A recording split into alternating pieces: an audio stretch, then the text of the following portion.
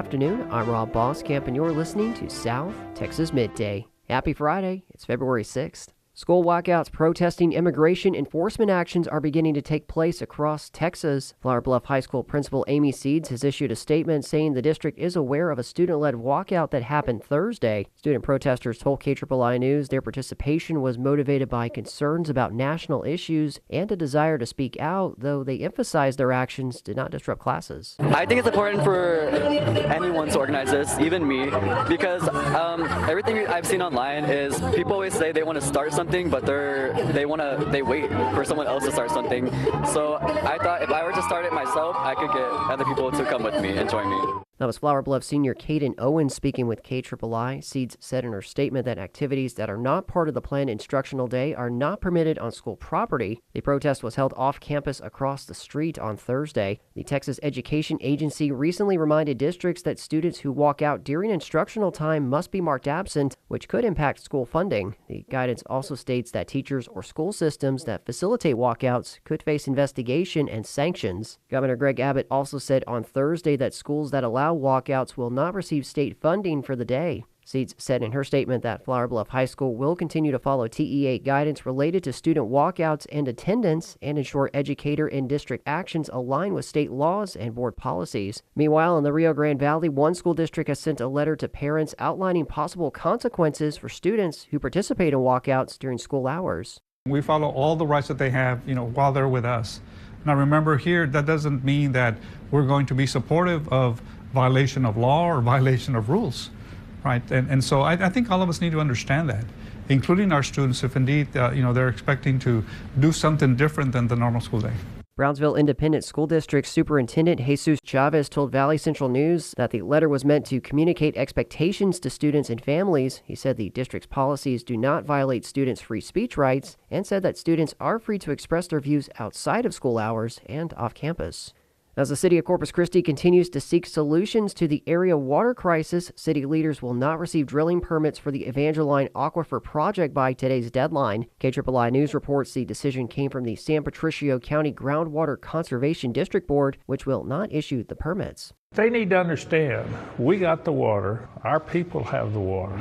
We want to conserve the water, so we have it to use. Corpus would do the same thing. That was San Patricio County Judge David Krebs speaking with KIII. He said that Sinton City Manager John Hobson is working on a water agreement to present to Corpus Christi. Corpus Christi officials still plan to attend today's groundwater district meeting in Sinton. Unfortunately, the city of Sinton has stopped communicating with the city of Corpus Christi and Corpus Christi Water, and that's unfortunate. It's unfortunate for the region because their actions are putting a 7-county region at jeopardy. That was Corpus Christi City Manager Peter Zanoni speaking with KIII. With the Evangeline project on hold, city leaders can only rely on existing groundwater infrastructure for the time being. 2 well fields along the Nueces River are expected to be operational by May, producing a combined 27 million gallons per day. Next week, Corpus Christi City Council is expected to discuss a purchase of groundwater rights near the city's western well site, which could provide an additional 10 to 20 MGD. As of today, Corpus Christi's area water supply reservoirs are at 16.8% capacity of its 3 reservoirs. Choke Canyon Reservoir is 8.8% full, Lake Corpus Christi is 10.9% full, and Lake Texana is at 59.3% capacity.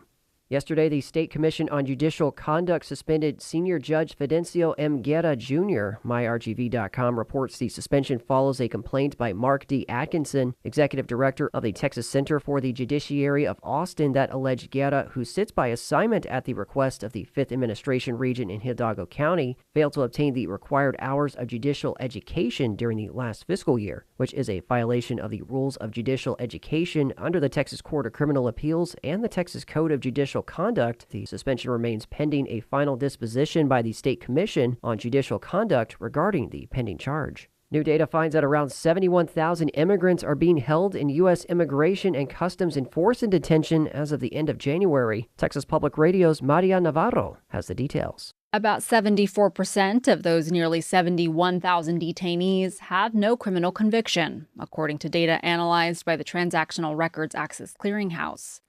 ICE has relied on detention facilities in Texas to house the most people so far during fiscal year 2026. Camp East Montana and El Paso has held the largest number of ICE detainees. A vacant East Side warehouse in San Antonio was recently acquired by ICE, with plans to turn it into an immigrant detention center with 1,500 beds.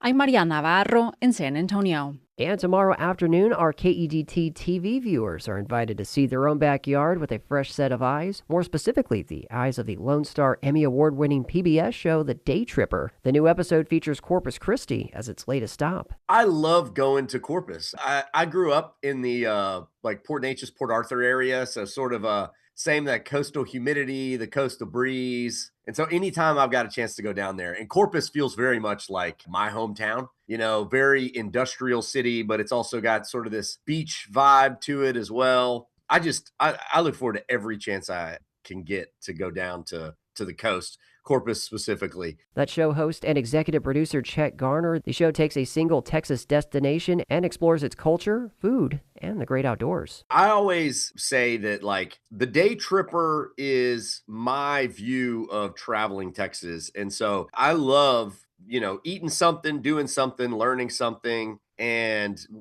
it's a very multi-dimensional type of show. And so it's kind of like a buffet line. Let's say you're a foodie, you're going to have good food that you'll want to see. Let's say, you could care less about the food. You're more of an outdoorsy person. Well, we do outdoorsy stuff on every episode or we include history on every episode.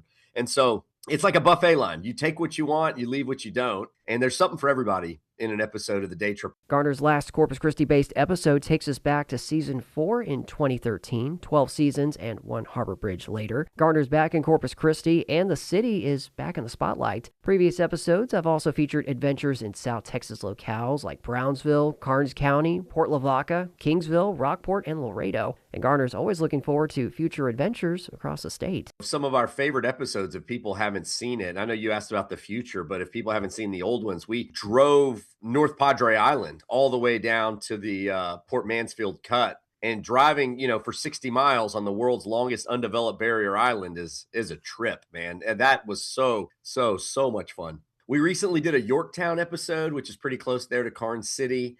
Moving up the coast. I mean, there's so much more to do. We did Kingsville. I'm looking over here at a map. I mean, what I would say is no town is safe. Right. There's just so much to do. I want to do one on Mathis, Three Rivers, Sinton. Man, there's some good barbecue in that zone.